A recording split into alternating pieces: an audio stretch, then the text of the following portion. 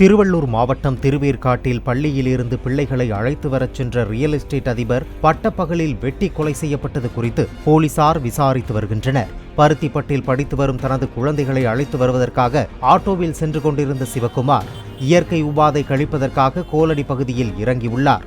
அப்போது டூவீலரில் பின்தொடர்ந்து வந்த மர்ம நபர்கள் கண்ணிமைக்கும் நேரத்தில் சிவக்குமாரை சரமாரியாக வெட்டி கொன்றுவிட்டு தப்பிச் சென்றதாக கூறப்படுகிறது.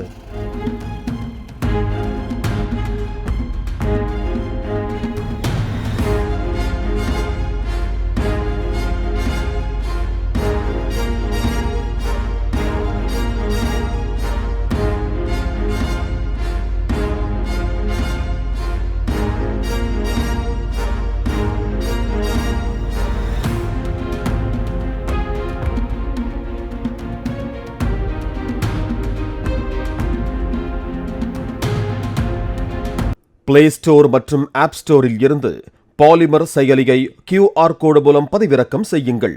செய்திகளை உடனுக்குடன் பெறுங்கள்.